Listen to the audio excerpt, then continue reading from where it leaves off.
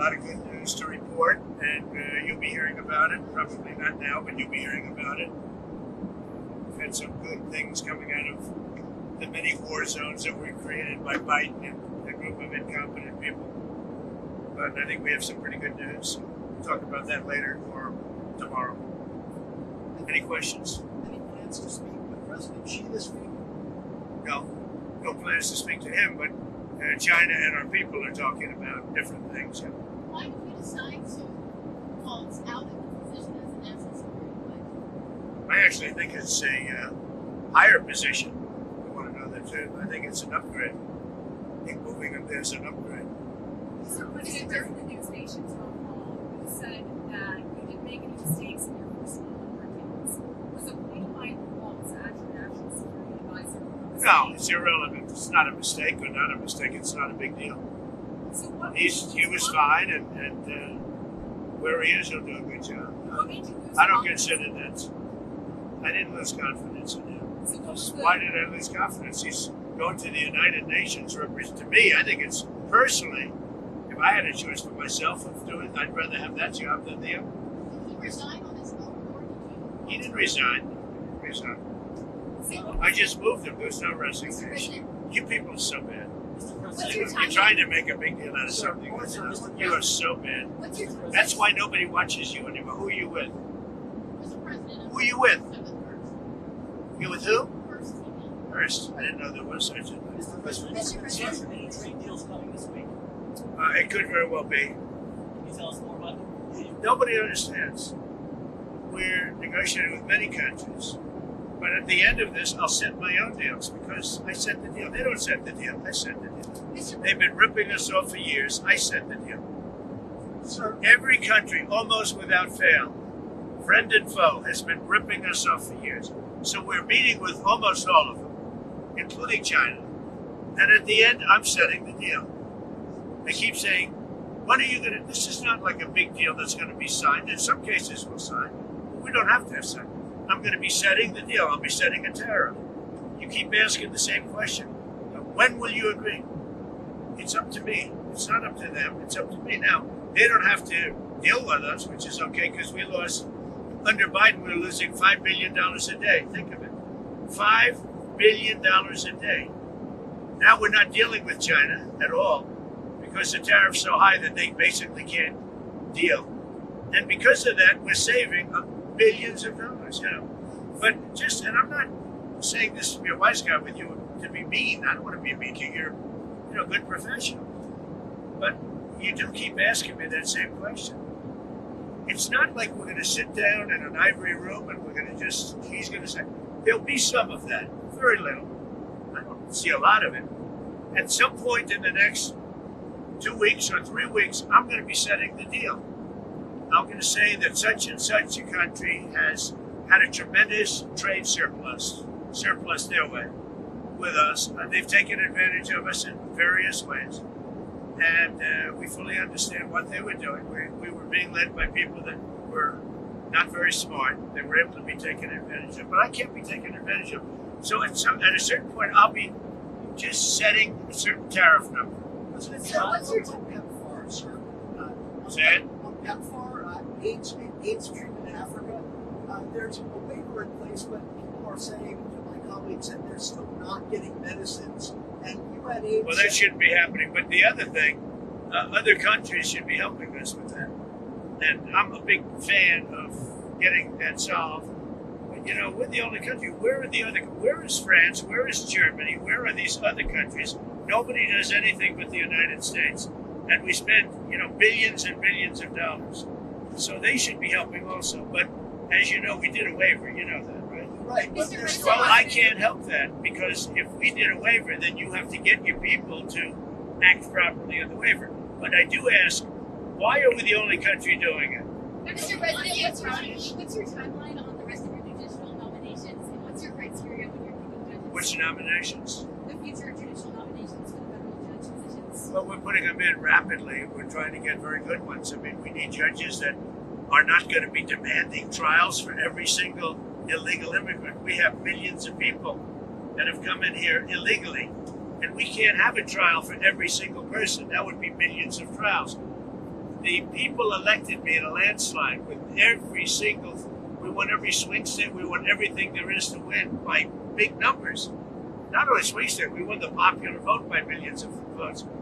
They elected me. This was the number one issue. And now we have judges radicalized and they're crazy because they want us to have, if you believe this, they want us to have a trial for every person that came in illegally into our country.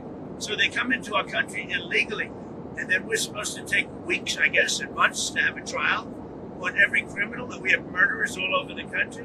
I don't think the Supreme Court will stand for that. I can't believe it. Because you know what? If they do, we're not going to have a country.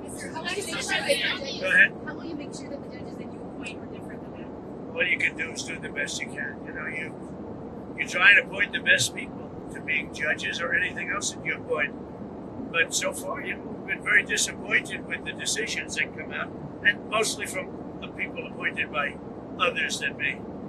But it's just so hard to believe that you have a murderer. Many, we have 11,888 or whatever the number is. We have thousands of murderers in this country. We're getting them out. And they say, we don't want them out. We want them to stay in our country until they have a trial. Trials take years. They take years. It's so crazy. We won't have a country left. We can't have that happen.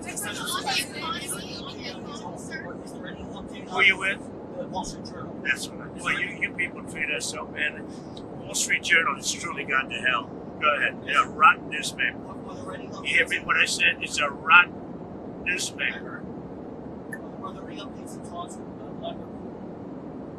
I wouldn't tell the Wall Street Journal because it'd be wasting my time. There are talks, but I don't want to talk to the Wall Street Journal. But look, Wall Street Journal is China-oriented, and they're really bad for this country. Go ahead. You want a fair deal. You say you want a fair deal with China. What is a fair deal like? Maybe you want them to. Well, I want a fair deal with China, but China's been ripping us off for many years, so maybe something should be thought about, a little bit of retribution. China's been ripping us off for many years, ever since they started. To me, I think it was the worst thing that Richard Nixon ever did. And it was in Nixon, he's the one that got it started. And they've taken advantage of it. No. Mexico's president is claiming that he offered to send U.S. troops into Mexico, and she said that she didn't want them in Mexico. Is that true? Can you tell us about those conversations? So Mexico is saying that I offered to send U.S. troops into Mexico to take care of the cartel. She wants to know, is that true? Do you think I'm going to answer that question? That's why I'm asking. We'll see. I will answer it. It's true. And why would you do that? Because they are horrible people that have been killing people left and right, they've made a fortune on selling drugs and destroying our people. We lost 300,000 people last year to fentanyl and drugs. They're bad news. Yeah, that's true. If Mexico wanted help with the cartels, we would be honored to go in and do it. I told her that. I would be honored to go in and do it. The cartels are trying to destroy our country. They're evil. And, we had 300,000 people die last year from fentanyl and all of that. We had millions of people brought into this country that shouldn't be here. The cartels brought them in. So if she said that I offered to do that, she's 100% right. Are you disappointed that she denied that request, that she doesn't want? Well, she's so afraid of the cartel she can't walk, so, that's the reason. And I think she's a lovely woman. But the president of Mexico is a lovely woman. But she is so afraid of the cartels that she can't even think straight. So on Friday, you told Mr. Walker that maybe a little girl this Christmas doesn't need $35. Maybe they just download the free. Listen. All I'm saying is that a young lady, a 10-year-old girl, 9-year-old girl, 15-year-old girl doesn't need $37. She could be very happy with 2 or 3 or 4 or 5. Right. I would. Let's not waste a lot of time on a stupid question. What else?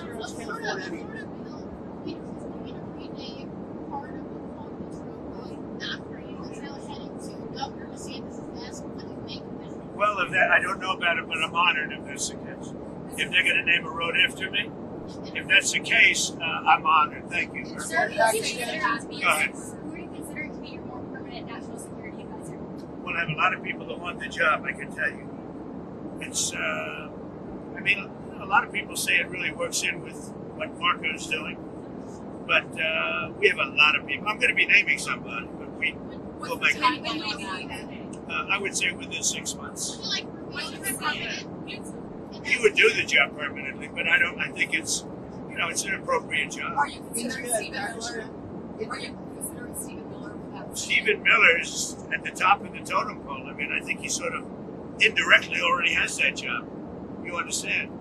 Because he has a lot to say about a lot of things. If you had He's a very valued person in the administration, Stephen Miller. As we've reached 100 days, what do you see as your main agenda items for the next 100 I think we had the greatest 100 days in the history of our country for an administration. I think we've done more. We've gotten rid of woke. We're strengthening up our military. Think of it. 6 months ago, we had the worst numbers in the history of our military for joining our military and police. Now we have the best numbers we've ever had. Just think of that. It's not even possible. Inflation's down. All costs are down. Everything is down, other than, as Tristan said, the thing that you carry the babies around in. But that's up 3%. Energy's down. Gasoline's down. Nobody's ever seen anything. Far ahead of schedule. So people that were paying a lot for groceries, they're paying a lot less. And interest rates are even down. We have a very stubborn Fed, but Fed should lower, but that's okay. But interest rates are down, mortgage rates are down, and pretty amazing. So we've done. I don't think there's ever been a better opening 100 days. We have a lot of fake polls where they interview Democrats, not Republicans, but meaning more Democrats.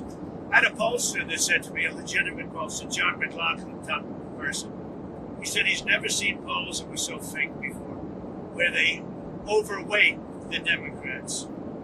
And I only bring that up because I think it's something that should be said.